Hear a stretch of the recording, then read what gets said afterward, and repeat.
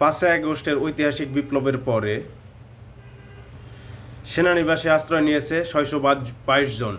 এরা প্রত্যেকেই অপরাধী। এই 622 জনের মধ্যে 5 জন আছে বিচারপতি আর 487 জন পুলিশ কর্মকর্তা। এই 487 জন সেনানিবাসে কেন আশ্রয় গিয়েছে কেন? কারণ তারা জনগণকে হত্যা করে সেনানিবাসে আশ্রয় নিয়েছে। বাংলাদেশ সেনাবাহিনী একটা ভুল সিদ্ধান্ত গ্রহণ করেছে তাদেরকে আশ্রয় দিয়ে। বাংলাদেশ সেনাবাহিনী একটা বিশাল ভুল কাজ করেছে এই দুর্বৃত্ত খুনিদেরকে আশ্রয় দিয়ে। দুর্বৃত্তরা একটি আয়নাঘর নামে টর্চার সেল স্থাপন করেছে, যেখানে বহুত আন্দোলনকারী রাজনৈতিক বিরোধী দলীয় নেতাকর্মীদেরকে গুম, হত্যা, টর্চার করেছে।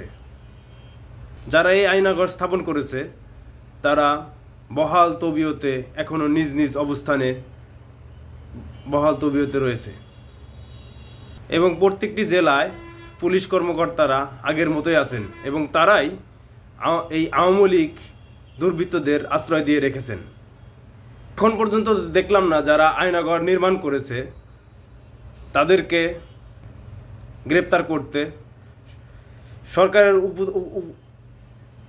সরকারের উচিত ছিল, প্রতিরক্ষা মন্ত্রী যে দায়িত্ব আছেন, প্রধান উপদেষ্টার উচিত ছিল আয়নাঘরে নিয়ে দেখানো উচিত ছিল সাংবাদিকদের নিয়ে কত ঘৃণিত এই নরপশুর দল, কত দুর্বৃত্তায়নের মাধ্যমে মানুষকে অত্যাচার, গুম, হত্যা করেছে এই আয়নাঘরে।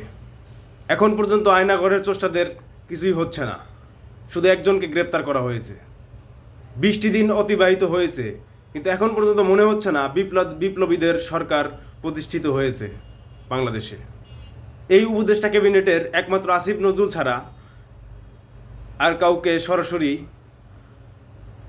বিপ্লবে অংশগ্রহণ করতে দেখিনি। এটি কোনো এনজিওর সরকার নয়, এটি বাংলাদেশের জনগণের সরকার। গত 16-17 বছর মানুষ যে অত্যাচারিত হয়েছে,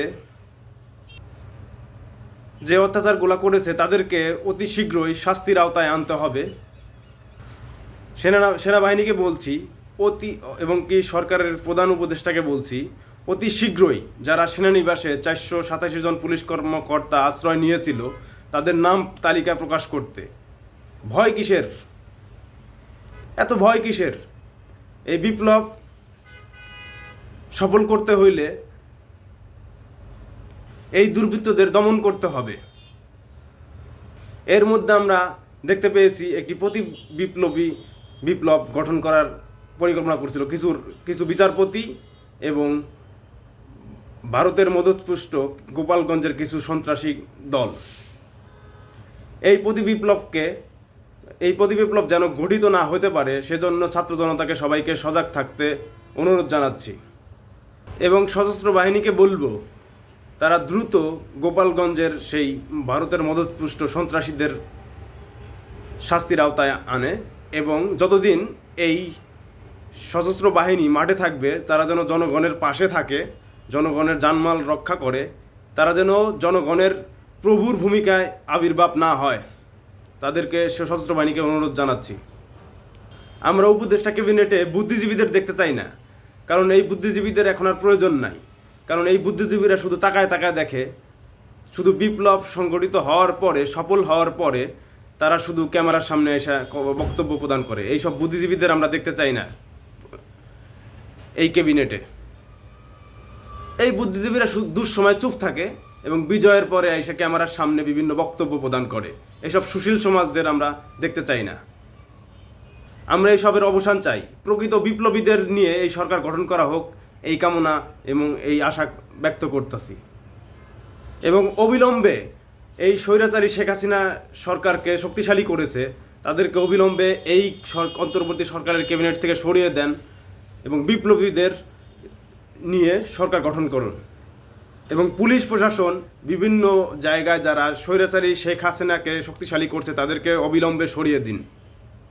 এই বিপ্লবকে নিজের গতিতে চলতে দেন এবং আপনারা কেউ এখনও ভাববেন না যে বিজয় অর্জিত হয়ে গেছে। পরাজিত শক্তিরা বিভিন্ন ষড়যন্ত্র করতেছে ভারতে বসে, পাশের দেশে বসে স্বৈরাচারী শেখ হাসিনা অনেক ষড়যন্ত্র করবে। তা এগুলাকে প্রতিহত করতে ছাত্র জনতারকে আমরা মাঠে থাকতে অনুরোধ জানাচ্ছি। এবং আমি বৈষম্য বিরোধী ছাত্র জনতাকে অনুরোধ করব, বিজয়ের আনন্দে আত্মহারা হবেন না। এখন দেশের সংস্কার প্রয়োজন।